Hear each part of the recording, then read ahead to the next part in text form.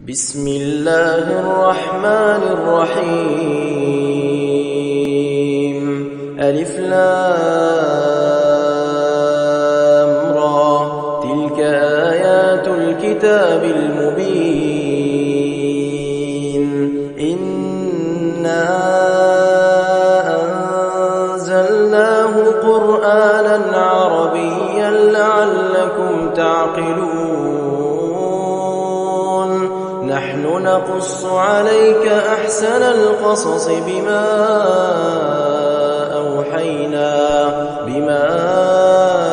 أوحينا إليك هذا القرآن، وإن كنت من قبله لمن الغافلين. إذ قال يوسف لأبيه يا أبت إني رأيت 11 كوكبا والشمس والقمر رأيتهم لي ساجدين. قال يا بني لا تقصص رؤياك على إخوتك فيكيدوا لك كيدا، إن الشيطان للإنسان عدو مبين. وكذلك يجتبيك ربك ويعلمك من تأويل الأحاديث ويتم نعمته عليك وعلى آل يعقوب كما أتمها على أبويك من قبل إبراهيم وإسحاق، إن ربك عليم حكيم. لقد كان في يوسف وإخوته آيات للسائلين، إذ قالوا ليوسف وأخوه أحب إلى أبينا منا ونحن عصبة إن أبانا لفي ضلال مبين. اقتلوا يوسف أو اطرحوه أرضا يخل لكم وجه أبيكم وتكونوا من بعده قوما صالحين. قال قائل منهم لا تقتلوا يوسف وألقوه في غيابة الجب يلتقطه بعض السيارة إن كنتم فاعلين. قالوا يا أبانا ما لك لا تأمنا على يوسف وإنا له لناصحون. أرسله معنا غدا يرتع ويلعب وإنا له لحافظون.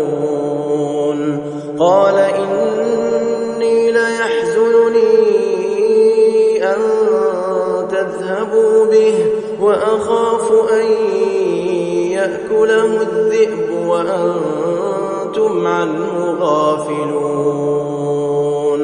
قالوا لئن أكله الذئب ونحن عصبة إنا إذا لخاسرون. فلما ذهبوا به وأجمعوا أن يجعلوه في غيابة الجب وأوحينا إليه لتنبئنهم بأمرهم هذا وهم لا يشعرون. وجاءوا أباهم عشاء يبكون. قالوا يا أبانا إنا ذهبنا نستبق وتركنا يوسف عند متاعنا فأكله الذئب وما أنت بمؤمن لنا ولو كنا صادقين وجاءوا على قميصه بدم كذب قال بل سولت لكم أنفسكم أمرا فصبر جميل والله المستعان على ما تصفون وجاءت سيارة فأرسلوا واردهم فأدلى دلوه قال يا بشرى هذا غلام وأسروه بضاعة والله عليم بما يعملون وشروه بثمن بخس دراهم معدودة وكانوا فيه من الزاهدين وقال الذي اشتراه من مصر لامرأته أكرمي مثواه عسى أن ينفعنا أو نتخذه ولدا وكذلك مكنا ليوسف في الأرض ولنعلمه من تأويل الأحاديث والله غالب على أمره ولكن أكثر الناس لا يعلمون ولما بلغ أشده آتيناه حكما وعلما وكذلك نجزي المحسنين وراودته التي هو في بيتها عن نفسه وغلقت الأبواب وقالت هيت لك قال معاذ الله إنه ربي أحسن مثواي إنه لا يفلح الظالمون ولقد همت به وهم بها لولا أن رأى برهان ربه كذلك لنصرف عنه السوء والفحشاء إنه من عبادنا المخلصين واستبق الباب وقدت قميصه من دبر وألف يا سيدها لدى الباب قالت ما جزاء من أراد بأهلك سوءا إلا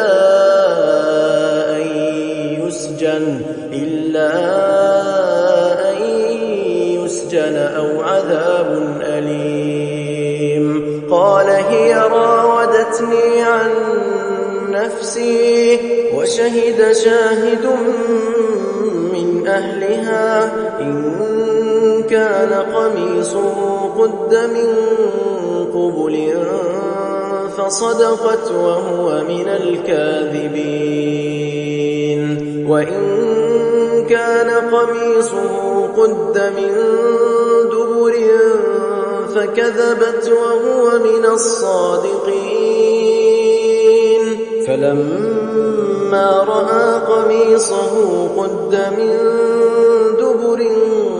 قال إنه من كيدكن إن كيدكن عظيم. يوسف أعرض عن هذا واستغفري لذنبك إنك كنت من الخاطئين.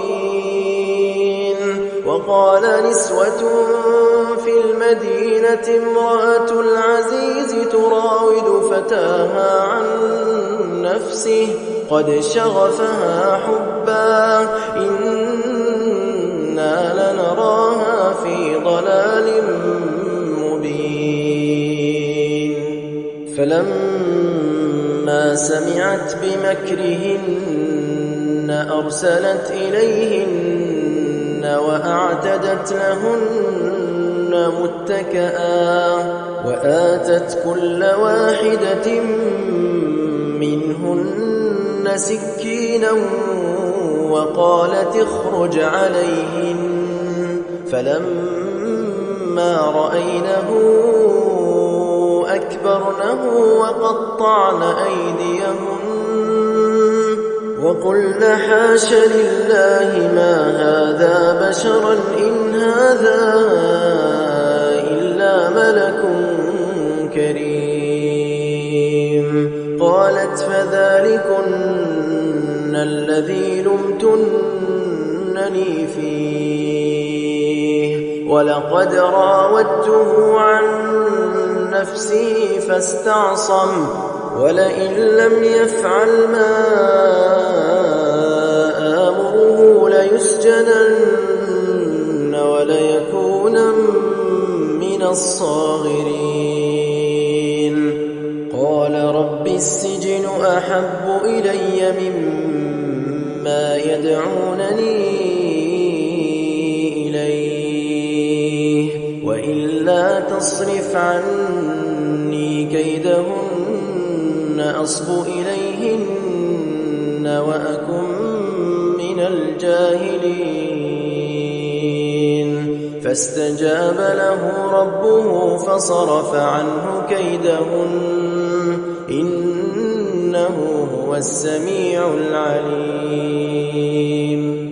ثم بدا لهم من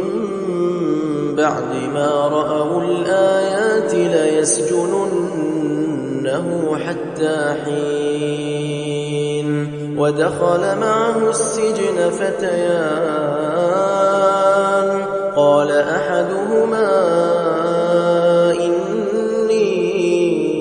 أراني أعصر خمرا وقال الآخر إني أراني أحمل فوق رأسي خبزا تأكل الطير منه نبئنا بتأويله إنا نراك من المحسنين. قال لا يأتيكما طعام ترزقانه إلا نبأتكما بتأويله قبل أن يأتيكما ذلكما مما علمني ربي إني تركت ملة قوم لا يؤمنون بالله وهم بالآخرة هم كافرون. واتبعت ملة آبائي إبراهيم وإسحاق ويعقوب ما كان لنا أن نشرك بالله من شيء ذلك من فضل الله علينا وعلى الناس ولكن أكثر الناس لا يشكرون. يا صاحبي السجن أأرباب متفرقون خير أم الله الواحد القهار ما تعبدون من دونه إلا أسماء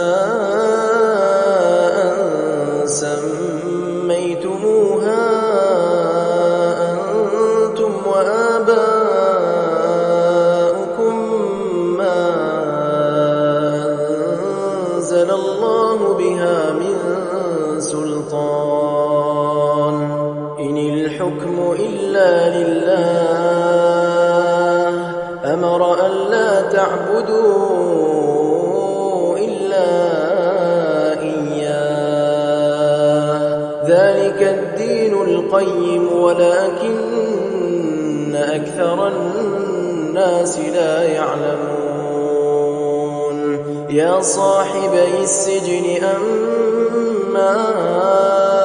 أحدكما فيسقي ربه خمرا وأما الآخر فيصلب فتأكل الطير من رأسه قضي الأمر الذي فيه تستفتيان وقال للذي ظن أنه ناج منهما اذكرني عند ربك فأنساه الشيطان ذكر ربه فلبث في السجن بضع سنين وقال الملك إني أرى 7 بقرات سمان يأكلهن 7 عجاف و7 سنبلات خضر وأخر يابسات يا أيها الملأ أفتوني في رؤياي إن كنتم للرؤيا تعبرون قالوا أضغاث أحلام وما نحن بتأويل الأحلام بعالمين وقال الذي نجا منهما وادكر بعد أمة أنا أنبئكم بتأويله فأرسلون يوسف أيها الصديق أفتنا في 7 بقرات سمان يأكلهن 7 عجاف و7 سنبلات خضر وأخر يابسات لعلي أرجع إلى الناس لعلهم يعلمون قال تزرعون 7 سنين دأبا فما حصدتم فذروه في سنبله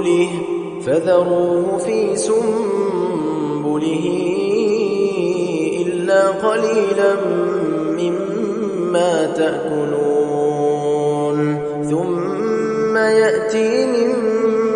بعد ذلك 7 شداد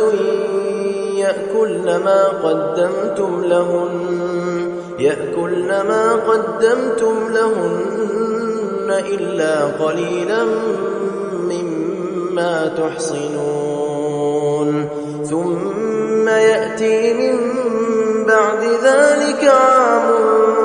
فيه يغاث الناس وفيه يعصرون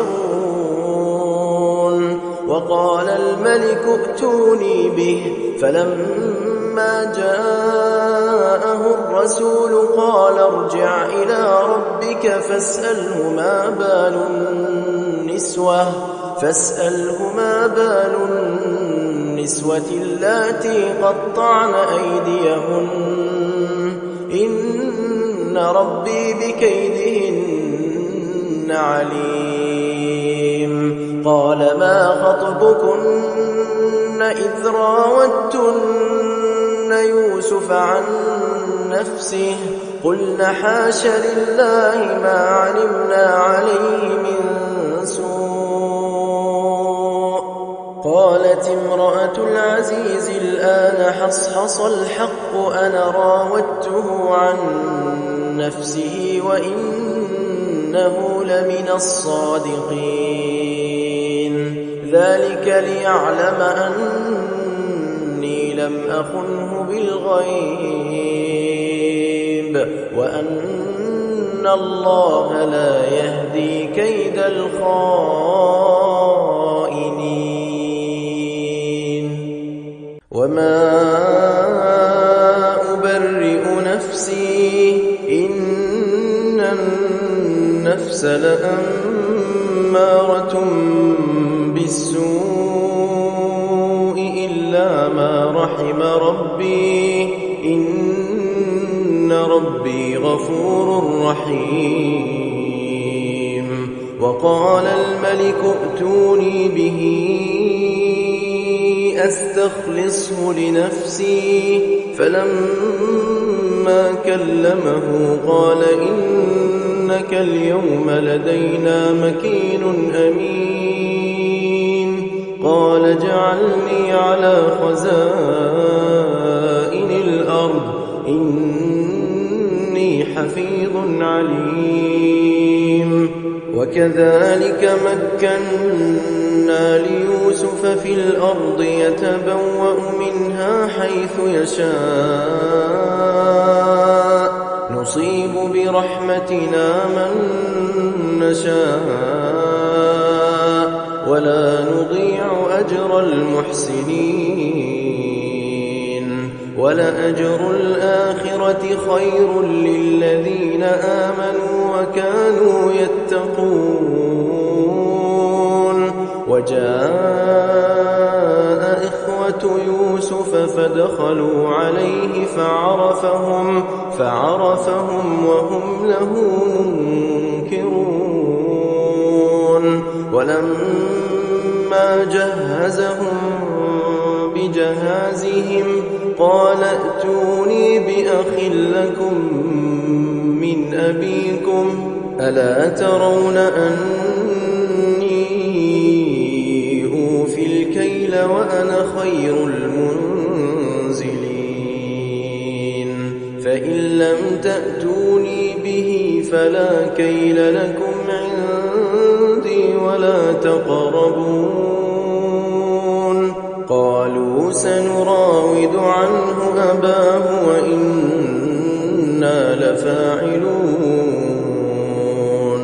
وقال لفتيانه اجعلوا بضاعتهم في رحالهم لعلهم يعرفونها إذا انقلبوا إلى أهلهم لعلهم يرجعون. فلما رجعوا إلى أبيهم قالوا يا أبانا منع منا الكيل فأرسل معنا أخانا نكتل وإنا له لحافظون. قال هل آمنكم عليه إلا كما أمنتكم على أخيه من قبل فالله خير حافظا وهو أرحم الراحمين. ولما فتحوا متاعهم وجدوا بضاعتهم ردت إليهم قالوا يا أبانا ما نبغي هذه بضاعتنا ردت إلينا ونمير أهلنا ونحفظ أخانا ونزداد كيل بعير ذلك كيل يسير. قال لن أرسله معكم حتى تؤتون موثقا من الله لتأتونني به إلا أن يحاط بكم. فلما آتوه موثقهم قال الله على ما نقول وكيل.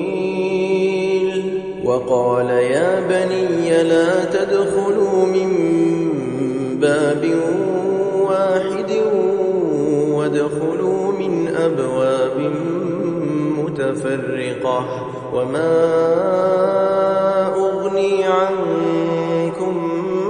من الله من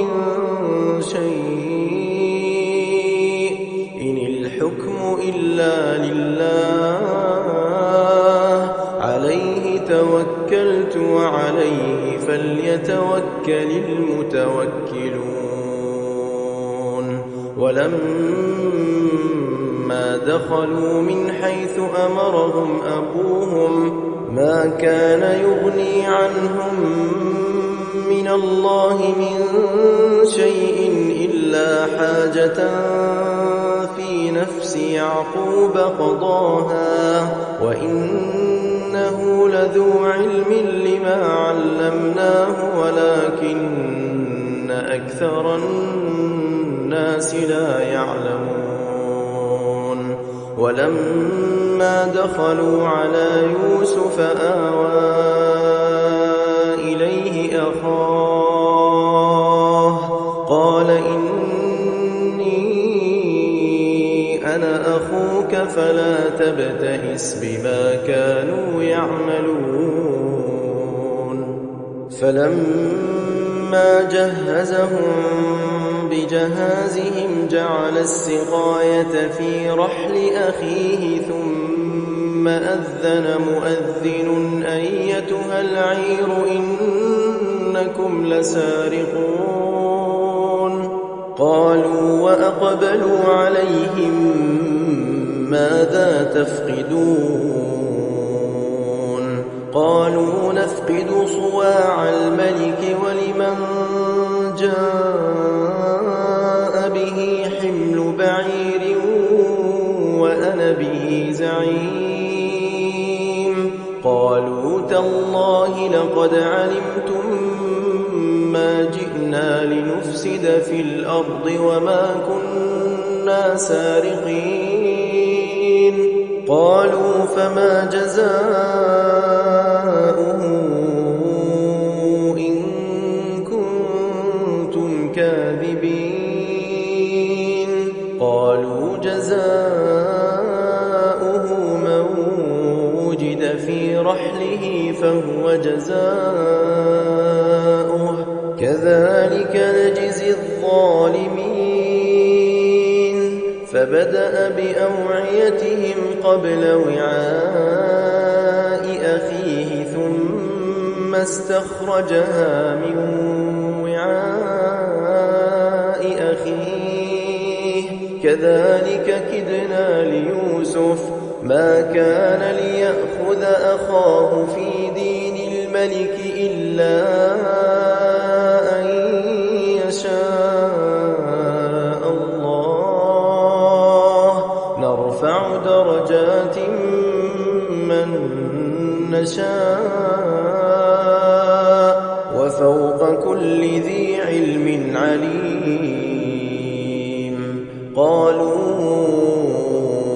إن يسرق فقد سرق أخ له من قبل فأسرها يوسف في نفسه ولم يبدها لهم قال أنتم شر مكانا والله أعلم بما تصفون قالوا يا أيها العزيز إن له أبا شيخا كبيرا فخذ أحدنا مكانه إنا نراك من المحسنين قال معاذ الله أن نأخذ إلا من وجدنا متاعنا عنده إنا إذا لظالمون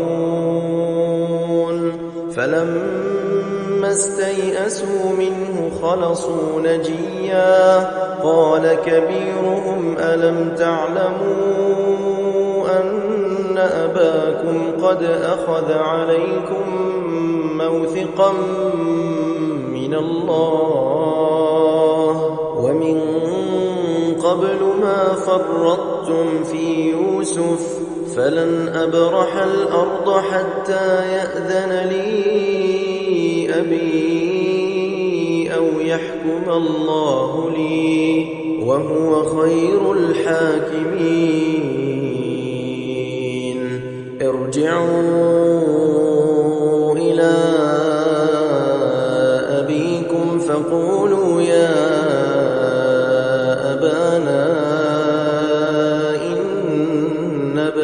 سرق وما شهدنا إلا بما علمنا وما كنا للغيب حافظين واسأل القرية التي كنا فيها والعير التي أقبلنا فيها وإنا لصادقون قال بل سولت لكم أنفسكم أمرا فصبر جميل عسى الله أن يأتيني بهم جميعا إنه هو العليم الحكيم وتولى عنهم وقال يا أسفا على يوسف وابيضت عيناه من الحزن فهو كظيم قالوا تالله تفتأ تذكر يوسف حتى تكون حرضا أو تكون من الهالكين قال إنما أشكو بثي وحزني إلى الله وأعلم من الله ما لا تعلمون يا بني يذهبوا فتحسسوا من يوسف وأخيه ولا تيأسوا من روح الله إنه لا ييأس من روح الله إلا القوم الكافرون فلما دخلوا عليه قالوا يا أيها العزيز مسنا وأهلنا الضر وجئنا ببضاعة مزجاة فأوف لنا الكيل وتصدق علينا إن الله يجزي المتصدقين قال هل علمتم ما فعلتم بيوسف وأخيه إذ أنتم جاهلون قالوا أئنك لأنت يوسف قال أنا يوسف وهذا أخي قد من الله علينا إنه من يتق ويصبر فإن الله لا يضيع أجر المحسنين قالوا تالله لقد آثرك الله علينا وإن كنا لخاطئين قال لا تثريب عليكم اليوم يغفر الله لكم وهو أرحم الراحمين اذهبوا بقميصي هذا فألقوه على وجه أبي يأت بصيرا وأتوني بأهلكم أجمعين ولما فصلت العير قال أبوهم إني لأجد ريح يوسف لولا أن تفندون قالوا تالله إنك لفي ضلالك القديم فلما أن جاء البشير ألقاه على وجهه فارتد بصيرا قال ألم أقل لكم إني أعلم من الله ما لا تعلمون قالوا يا أبانا استغفر لنا ذنوبنا إنا كنا خاطئين قال سوف أستغفر لكم ربي إنه إنه هو الغفور الرحيم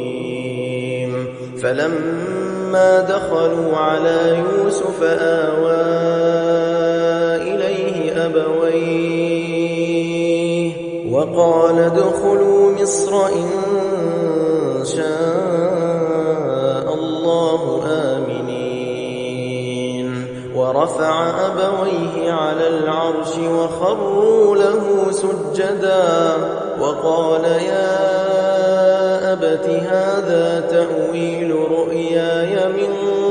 قبل قد جعلها ربي حقا وقد أحسن بي إذ أخرجني من السجن وجاء بكم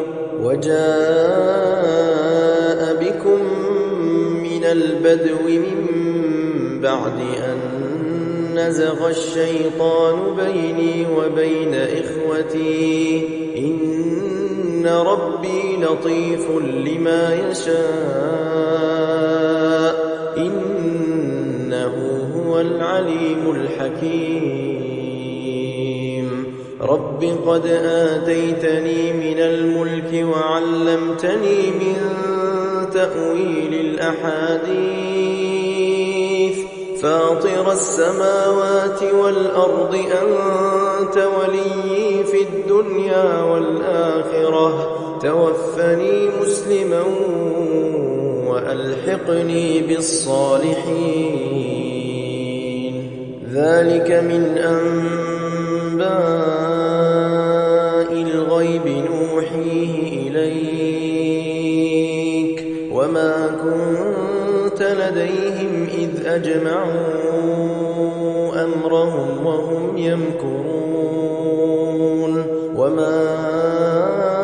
أكثر الناس ولو حرصت بمؤمنين وما تسألهم عليه من أجر إن هو إلا ذكر للعالمين وكأي من آية في السماوات والأرض يمرون عليها وهم عنها معرضون وما يؤمن أكثرهم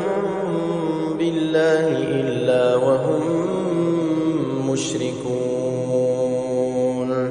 أفأمنوا أن تأتيهم غاشية من عذاب الله أو تأتيهم الساعة بغتة وهم لا يشعرون قل هذه سبيلي أدعو إلى الله على بصيرة أنا ومن اتبعني وسبحان الله وما أنا من المشركين وما أرسلنا من قبلك إلا رجالا نوحي إليهم من أهل القرى أفلم يسيروا في الأرض فينظروا كيف كان عاقبة الذين من قبلهم ولدار الآخرة خير للذين اتقوا أفلا تعقلون حتى إذا استيأس الرسل وظنوا أنهم قد كذبوا جاءهم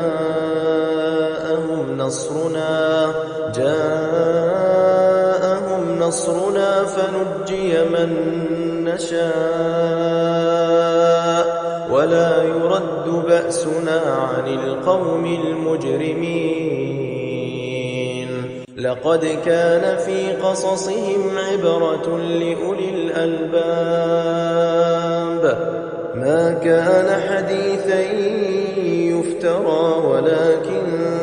تصديق الذي بين يديه وتفصيل كل شيء وهدى ورحمة لقوم يؤمنون إن إنما المؤمنون الذين إذا ذكر الله وجلت قلوبهم